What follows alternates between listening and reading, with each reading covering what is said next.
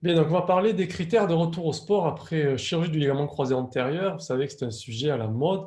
Il y a une profusion de littérature à ce sujet. On va essayer de synthétiser ces informations et témoigner des critères que l'on utilise pour la reprise du sport chez nos patients. Vous savez que l'objectif d'une reconstruction du ligament croisé antérieur est de restaurer la stabilité et la fonction du genou pour permettre à notre patient de reprendre son activité sportive. Et sur un plus long terme, il y a un rôle de protection sur l'articulation. Alors, quels sont nos résultats? Concernant la stabilisation et la fonction du genou, les résultats sont bons puisque 90% de nos patients obtiennent un score IKDC A ou B, c'est-à-dire un genou normal ou subnormal qui permet en tout cas de reprendre les activités sportives. Et le taux d'échec, qu'on peut appeler le taux de rupture de greffe, est de l'ordre de 5% dans la population générale. Eric Laboute avait publié ça dans le KSSTA en 2017. Intéressant de noter que la rupture apparaissait en moyenne 10 mois après la chirurgie, ce qui est assez tôt après la rééducation. Le taux de rupture contralatérale est de 3 à 5% et ça a également un intérêt. Dans la population à risque, donc on appelle population à risque les patients jeunes qui font des sports de pivot, qui peuvent avoir des anomalies morphologiques ou constitutionnelles type les hyperlaxes, le taux d'échec et de rupture est bien plus élevé, il peut aller jusqu'à 20%. Et Julian Feller avait publié dans la JSM en 2016 18% de re-rupture au dernier recul chez les patients de moins de 18 ans. Là aussi, près de la moitié des ruptures avaient lieu la première année. Également, à noter le taux de rupture contralatérale qui était important dans cette série, ce qui nous amène à voir que 35% des patients avaient une nouvelle chirurgie pour rupture du ligament croisé antérieur, qu'il soit sur la greffe qui avait été posée ou au niveau du côté contralatéral. Donc attention à ces populations à risque. Qu'en est-il du retour au sport? Claire Arden, dans sa méta-analyse, avait montré que 82% des participants finalement retournent à certains sports, donc avec plus ou moins de contraintes, 63% retournent au niveau prélésionnel et moins d'un sur deux retournent à un sport de compétition. On voit qu'il y a une inadéquation entre ces chiffres et les résultats de nos jeux, les résultats euh, avec l'IKDC des genoux qui ont des scores fonctionnels qui a priori sont adaptés à la reprise, mais on voit que ça ne se traduit pas forcément en termes de retour au sport. Chez les athlètes de haut niveau, les valeurs diffèrent en fonction des sports, bien sûr, mais 75% des athlètes reprennent le sport au niveau qu'ils avaient. Ils ont toutefois des carrières qui sont plus courtes. Là aussi, c'est une donnée qui est intéressante. Et 12% de rupture itérative. Quand on voit dans le football, 94% des athlètes reprennent. C'est un chiffre très élevé, mais il y a une demande qui est différente. À noter que dans cette même étude, 65% jouaient au même niveau à 3 ans. Donc, vous voyez qu'on les fait reprendre rapidement, mais peut-être que ils le payent les années suivantes. Dans les sports très contraignants, type le foot australien, le taux de retour au sport est plus bas, de 77%, et aux alentours de 80-85% dans les ligues américaines. Donc on voit qu'il y a une nécessité d'optimisation du suivi post-opératoire et d'amélioration pour permettre aux patients de retourner au sport avec, avec une meilleure assurance et de meilleurs taux. Le consensus de Berne en 2016 a permis d'améliorer, en tout cas d'ouvrir l'esprit sur une prise en charge plus globale du patient, en intégrant les facteurs physiques, psychologiques et sociaux qui interagissent entre eux et qui ont une influence sur la fonction et sur la performance fonctionnelle, et bien sûr qui influencent le taux de retour au sport. Il faut ainsi tourner la page et ce schéma de Dinjonen dans SportsMed traduisait bien le changement de philosophie qu'il faut adopter entre une approche traditionnelle à gauche qui est basée uniquement sur des critères temporels centrés sur l'articulation du genou à une approche optimisée qui va inclure les facteurs biopsychosociaux.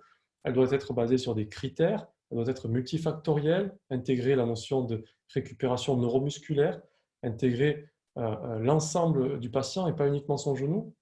Elle doit être également, bien sûr, personnalisée et rentrer dans le cadre d'un chemin que le patient doit comprendre avec des étapes, des objectifs à atteindre et qu'il puisse anticiper le suivi de son opération. Également, cette prise en charge, elle est bien sûr multidisciplinaire et personnalisée et je pense que c'est important. Donc, quels critères utiliser pour autoriser notre patient à repartir sur les terrains?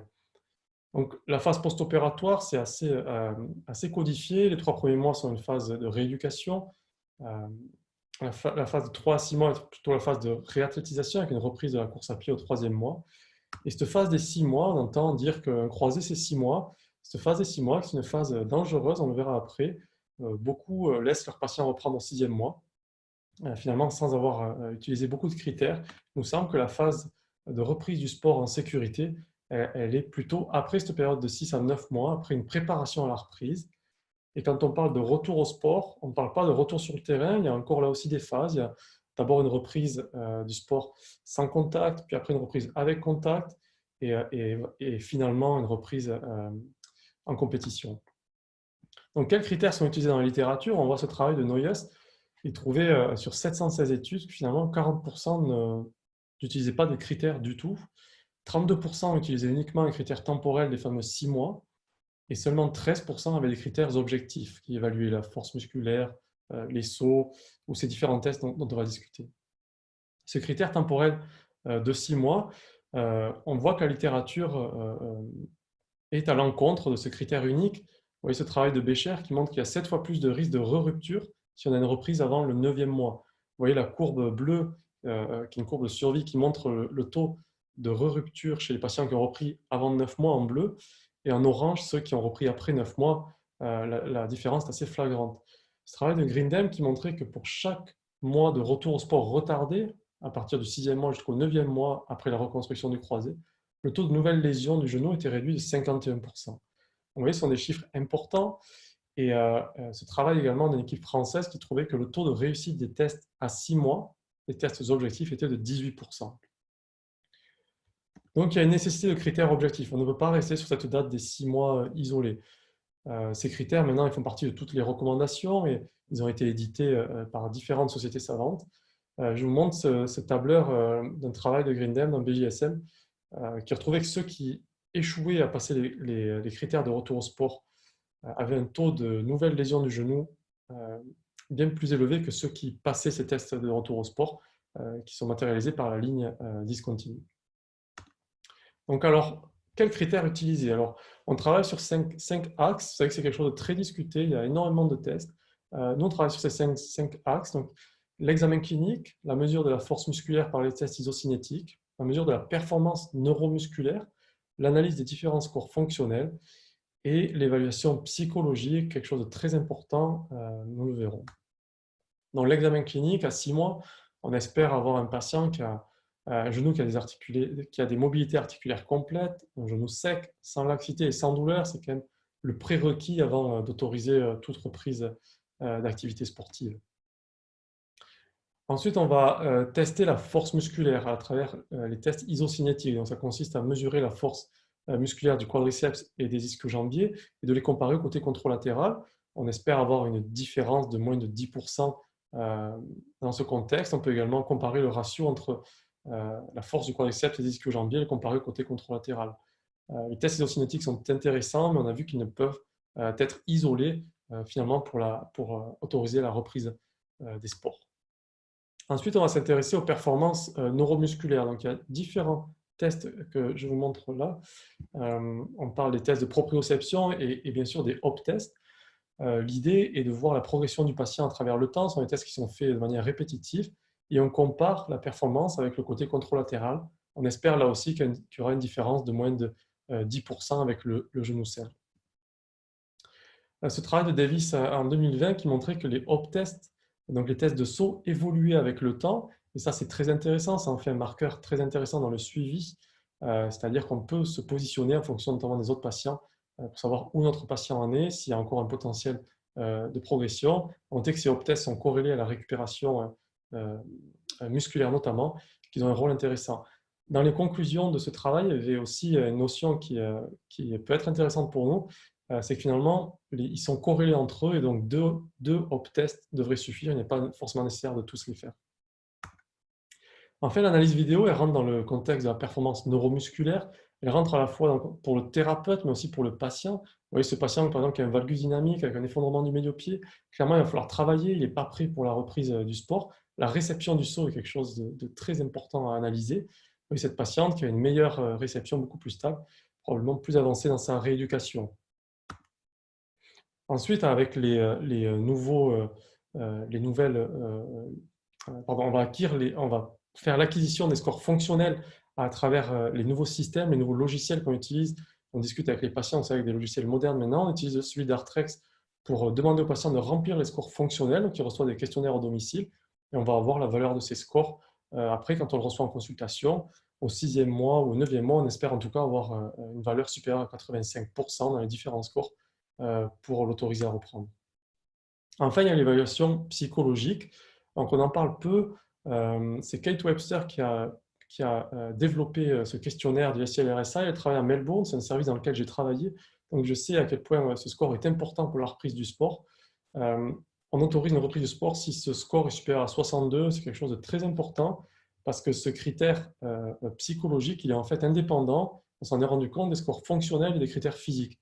C'est une composante qui est différente. On peut avoir un genou sec avec de très bons résultats en proprioception et en iso cinétique et finalement avoir un score SILRSI moyen. Il faut savoir que le traumatisme ligamentaire peut rester ancré dans le vécu du patient et certains auront besoin d'un soutien psychologique dans ce contexte. Il faut savoir les démasquer, en tout cas pour leur permettre une reprise du sport avec une certaine sécurité. Donc, passer les tests, ça marche, ça permet de diminuer le risque de rupture de greffe de 60%. C'est ce qui avait été publié dans ce travail. Toutefois, il ne faut pas oublier le rôle de la prévention, et c'est le dernier axe dans le post-opératoire. C'est quelque chose de très important pour diminuer le taux de re-rupture, mais également le taux de rupture contralatérale, comme on a vu dans les premières études. Il y a plusieurs programmes qui existent. Le programme FIFA 11 est le plus connu, et bien sûr, c'est quelque chose à mettre en place, à discuter lors de la reprise du sport. Enfin, il y a ce travail qui a été publié en 2020 qui me semble très intéressant puisqu'on voit que l'adhésion du patient au protocole de rééducation va conditionner le taux de retour au sport. On voit que les patients qui ont une forte adhésion, la colonne de droite, ont un taux de retour au sport de près de 90% et ceux qui n'adhèrent pas ou faiblement ont des taux de retour au sport de l'ordre de 50%. Donc l'approche optimisée qui tient compte de tous ces facteurs biopsychosociaux, elle doit être pluridisciplinaire en collaboration avec les médecins du sport, les rééducateurs, les kinésithérapeutes, les entraîneurs également en fonction du sport qui est réalisé. Elle doit être transversale, personnalisée, c'est un point important. On doit éduquer le patient, je pense qu'il est intéressant et important de lui dire le chemin qu'il va avoir après l'opération avec les différentes étapes et différents objectifs pour qu'il puisse anticiper et adhérer au projet. Elle doit être périodisée, basée sur des critères et ne pas oublier la place de la prévention.